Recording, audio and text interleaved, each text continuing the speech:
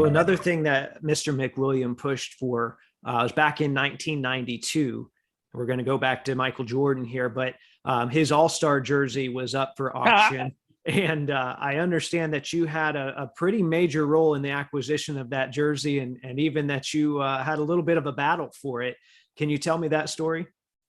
Yeah, that was probably most fun. Other thing with Jeff Hofstadter, I was always one to tell Richard, let's do something different. Let's make something different happen. And there was a guy by the name of Jeff Hamilton. Jeff is a wonderful artist. He made jackets for all the guys in all the different leagues. He's still doing some fun things, and Jeff was hotter than a pistol. And we were at the NBA All-Star game, and that Michael's game worn jersey came up for sale, and I think we started at 10 grand or something. David was the one, Stern was the one who was up on the block, saying this is the one that's going to go for the most. And Jeff and I were apart at first. We were way apart, and it kept going up. It hit 35, and then it hit 40, and then it'd go like 42, 42.5, and then it'd go 50. And Jeff and I would just keep on going. I look at Richard, and he said, Tony, he said, the checkbook is open. I said, okay. I said, I'm going to have a ball. So I kept on going, 55, 60, 65, 70. Look at Jeff, he's like starting to sweat. I know, he was a sole proprietor, but a great guy, and he had a good pocket of change. I'm not saying he didn't, but Richard, we were making so much money at that time. And went to 85, went to 90, went to 95, went to 98, went to 99 with Jeff, and I said, I'll take it for 100. And Jeff wouldn't go past 100. It was a great thing. And I just got made aware that it was one of the used as a patch card, and one of the most expensive trading cards was using the material from that.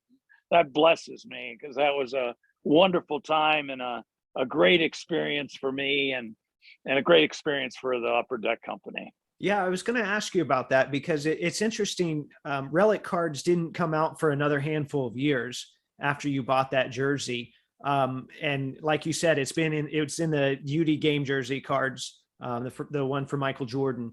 It's hard to think that any company saw the Relic era coming, and maybe you guys did, but what was the plan for that jersey? And why was it held for so long? Well, there was no Relic cards when we were there. Right. We started numbering cards.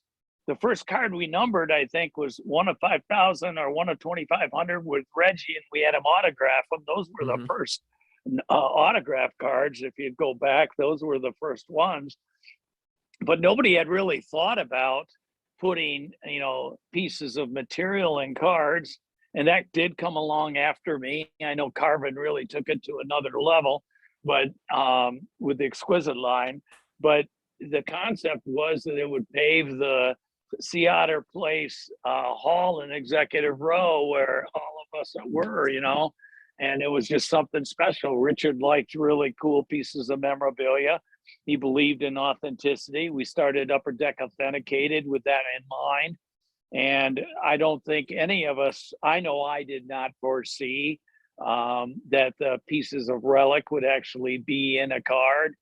We did hidden things, hidden pieces like the opportunities that we availed ourselves with Reggie, etc.